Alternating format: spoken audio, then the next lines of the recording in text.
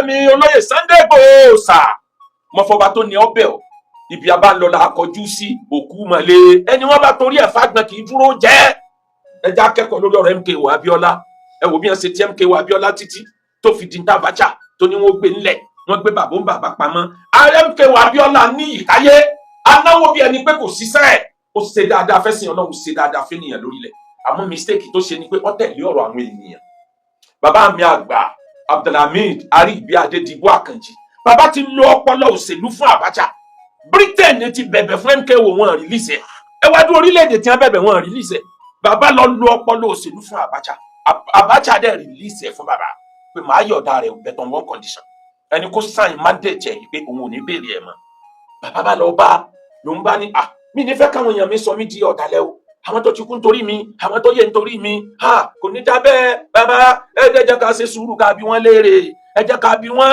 bàbá ló ní ìdìmọ́ tó o bá dé ta máa lọ bí wọ́n ó ní rárá òun ò ní kú òun bí bàbá kan ní Nelson Mandela ṣe ṣe tiẹ̀ wàláhì mo fọlọ́ ń búra history nìyókù ìtàn ló gbẹ̀yìn ẹ̀ MKO Abiola kú síbẹ̀ àwọn tí wọ́n ti níjọ́ náà lọ́hùn bóyá ní rántí àwọn ọmọ rẹ̀ mọ́lẹ́ ni bóyá ní rántí ìyàwó ẹ̀ tó kú síbẹ̀ lẹ́ni tí ò bá sí ààrẹ Tinubu tí ń ṣe democracy day lórúkọ ẹ̀ wọn fẹ́ kẹ́nìkan rántí rẹ̀ mọ́ màkúlù mọ́ yàtà mọ́ náà máa rí òjò jèrè. tẹ̀jírí rí àwọn òbí máa la tẹ̀sí tẹ̀ ìṣòfònà tẹ̀jírí rí àwọn òbí máa la tẹ̀sí tẹ̀ ìṣòfònà.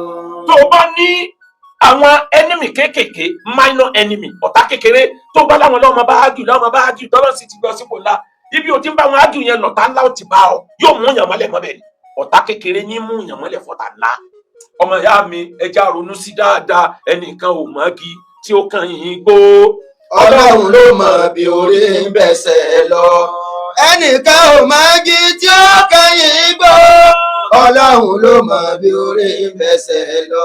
àwa mùsùlùmí ayé aláìsàmì ń kún rọ́jò ló rọ̀ sí ọjọ́ wo la tó fẹ́ pick ọjọ́ wo la tó fẹ́ gbọ́n ọjọ́ wo la tó fẹ́ wake up bá nàbí wá ṣe wake up. Sallallahu alayhi wa sallam. à ń pe àsìkò kan ní wàtò dàbí yàrá ìsìlámì the golden age of Islam àwọn àbàsí ni wọ́n kó jọ tí ò tán nínú tàn ó là ń rìvá sílẹ̀ ni pé golden age ní ọ̀làjú ayé ti bẹ̀rẹ̀ àwọn mùsùlùmí ni wọ́n kó jọ kí ni wọ́n fi bẹ̀rẹ̀ argument ni lẹ́lẹ́ ìbá sọ̀rọ̀ kan wọ́n ní rárá o kò rí bẹ́ẹ̀ ẹ̀yin àfáàwíyá ẹ mú fact wá ẹ̀yin philosopher ẹ mú fact wá ẹjẹ́ àtòójọ ní tíra bá bẹ̀rẹ̀ sí ní jáde ní mímọ̀ bá jáde lọ́ba ti ń translate àwọn ìwé philosophy látẹ̀dẹ̀ Greek sédè Lárúbáwá erípa rẹ̀ ní bẹ lára Iraq àti Iran dọ̀la àwọn ibi tí wọ́n ti sọ lánìyẹn ní tí wọ́n ti sọ lánìyẹn tí wọ́n ti sọ lá Abbasid era ọ̀tọ̀ ní ti Cordova ti Andalus ní Cordova wọ́n lu ọlá yẹn wọ́n tẹ̀rí lò àwa mùsùlùmí ayé mo rí fídíò àfáà kan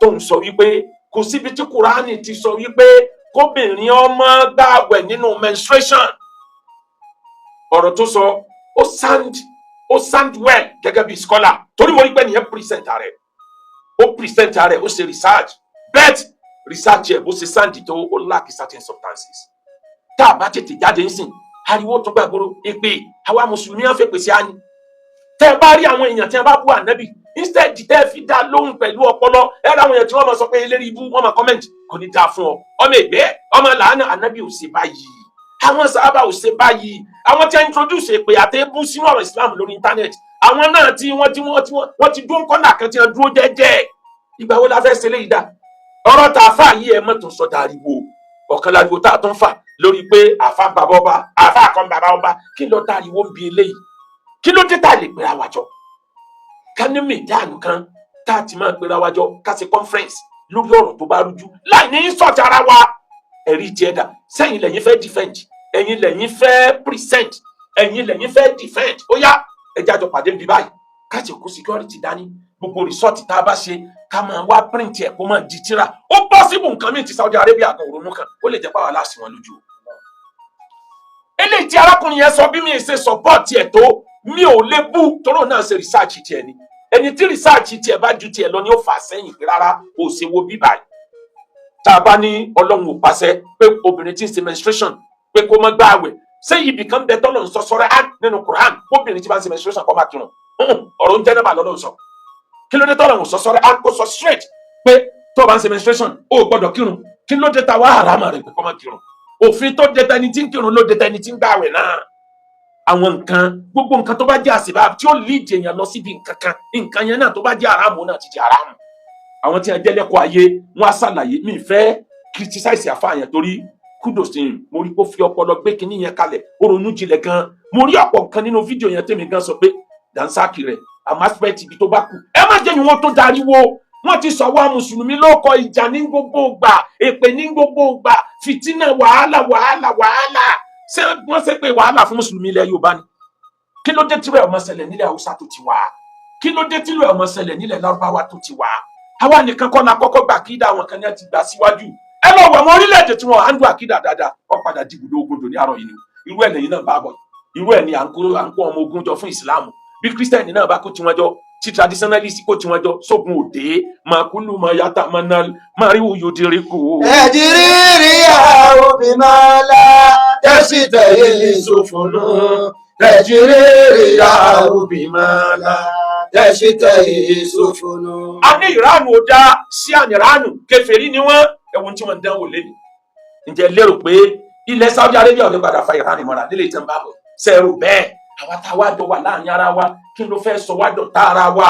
Mọ̀dátà kọ tòun, fèlè ìsìlámì báyìí náà kùn mú. Wà á tún mú ya ìbádàlá ìrìnwánú. Wà á tún mú ya ìbádàlá ìrìnwánú. Nígbà wọn ìyá ni wá, kí ló sọ wá dọ̀tá ara wa? Ọlọ́ni wà látàná sáwọn wà tẹ́fṣálú wà tẹ́tẹ́ àbárí ìwòkú. Ẹ gbọ́dọ̀ bára yín jà, ẹ gbọ́dọ̀ bára yín ájú ẹ̀yin mùsùlùmí, ẹ dọ̀lẹ́, ẹ dòjò, ẹ mọ̀ bẹ́ẹ̀ lẹ́sìn mí jà, ẹ̀yin náà mọ̀ bára yín jà, ẹ gbìyànjú bẹ́ẹ̀ sì establish ní tẹ́ ẹ bá gbé dání. Nítorí náà, ìyẹn ló jẹ́ kí n sọ wípé ẹ jẹ́ ká gbìyànjú bá àbáríjọ tí ó gbé dìde. Ẹ̀yin tí Abdul Wahizin Yorùbá Land Council for Islamic Preachers, ẹ̀yin ẹ gbìyànjú dání. Tẹ́ ẹ bá ti rọrọ kan tó jáde, ẹ máa invite ẹni tó sọ̀rọ̀, ẹ invite àwọn tí wọ́n fẹ́ takò, ẹ jájọ pàdé nílùú báyìí níjọba yìí. Kí ni evidence tiẹ̀? Kí ni wọ́n ní? Ẹ jájọ yọ síra wọn. Kò sí dandan kí kájọ agree, a lè má agree tá a fi túká, but at least àwọn òdodo kan jẹyọ tó kálukú òun lálàáfíà. Ọmọ akéwùgbẹ̀rù wí tó, mo ní kí ẹ má ṣèkà. Ọmọ akéwùgbẹ̀rù wí tó, mo ní kí ẹ má ṣèkà. Nítorí pé rere lÓlúwa fi ń san rere. Ẹ̀dá ẹ ṣe rere nítorí ọ̀la. Ẹ̀dá ẹ hùwà rere nítorí ọ̀la. Ọ̀la ẹ̀dá ènìyàn ló pàtàkì jù. Kò sẹ́ni tó mọ̀lá àyàfó